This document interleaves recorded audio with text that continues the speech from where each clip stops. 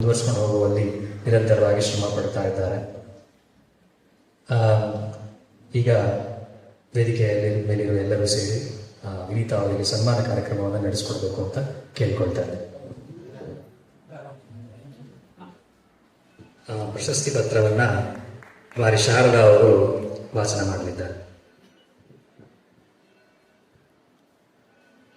ಶ್ರೀ ಶಾರದಾ ಸಂಗೀತ ಸಭಾ ಶೃಂಗೇರಿ ಇವರ ಆಶ್ರಯದಲ್ಲಿ ಲಯಚತುರ ವಿದ್ವಾನ್ ಕಾಂಚನ ಮೂರ್ತಿಯವರ ಸಂಸ್ಮರಣೆ ಸನ್ಮಾನ ಪತ್ರ ಕರ್ಮಣ್ಯೇವಾಧಿಕಾರಸ್ಥೆ ಮಾ ಫಲೇಶು ಕದಾಚನ ಎಂಬ ಭಗವದ್ಗೀತೆಯ ಶ್ಲೋಕದಲ್ಲಿ ಶ್ರೀಕೃಷ್ಣ ಪರಮಾತ್ಮನು ಹೇಳಿದಂತೆ ಯಾವ ಯೋಚನೆ ಅಪೇಕ್ಷೆಗಳು ಇಲ್ಲದೆ ಸಂಗೀತ ಸೇವೆ ನಡೆಸಿಕೊಂಡು ಬಂದಿರುವ ವಿದ್ವಾನ್ ಸೂರ್ಡಿ ಗಣೇಶ್ ಮೂರ್ತಿಯವರ ಕುಟುಂಬದಲ್ಲಿ ದ್ವಿತೀಯ ಪುತ್ರಿಯಾಗಿ ಜನಿಸಿರುವ ತಾವು ಉತ್ತಮ ಸಂಗೀತದ ವಾತಾವರಣದಲ್ಲಿಯೇ ಬೆಳೆದು ತಾವು ಪ್ರಾರಂಭಿಕ ಶಿಕ್ಷಣವನ್ನು ವಿದ್ವಾನ್ ವಿ ನಟರಾಜ್ ಅವರಲ್ಲಿ ಅಭ್ಯಾಸಿಸಿ ನಂತರ ವಿ ರಾಜೇಶ್ವರಿ ನಾಗೇಂದ್ರ ಪ್ರಸಾದ್ ರವರಲ್ಲಿ ಅಭ್ಯಾಸಿಸುತ್ತೀರಿ.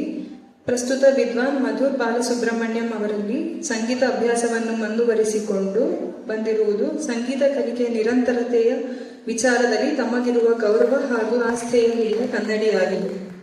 ಜೂನಿಯರ್ ಹಾಗೂ ಸೀನಿಯರ್ ಪರೀಕ್ಷೆಗಳಲ್ಲಿ ಪ್ರಥಮ ದರ್ಜೆಯಲ್ಲಿ ಉತ್ತೀರ್ಣರಾಗಿರುವ ತಾವು ಕರ್ನಾಟಕ ಮುಕ್ತ ವಿಶ್ವವಿದ್ಯಾನಿಲಯದ ಅಡಿಯಲ್ಲಿ ಸಂಗೀತದ ವಿಭಾಗದ MA ಸ್ನಾತಕೋತ್ತರ ಪದವಿ ಪಡೆದಿರುವುದು ಕೂಡ ಗಮನಾರ್ಹ ಸಾಧನೆಯಾಗಿದೆ.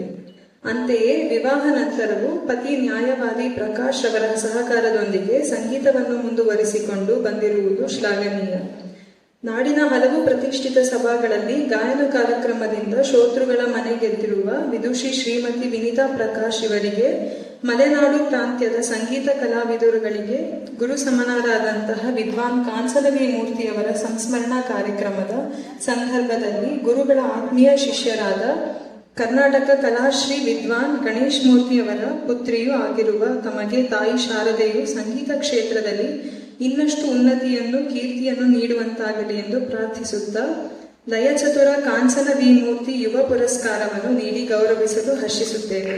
ದಿನಾಂಕ 16/8/2026 ಸ್ಥಳ ಪ್ರವಚನ ಮಂದಿರ ಶ್ರೀಮಠ ಶೃಂಗೇರಿ. ಅಧ್ಯಕ್ಷರು ಮತ್ತು ಸದಸ್ಯರು ಶ್ರೀ ಶಾರದಾ ಶಾಸ್ತ್ರೀಯ ಸಂಗೀತ ಸಭಾ ಶೃಂಗೇರಿ.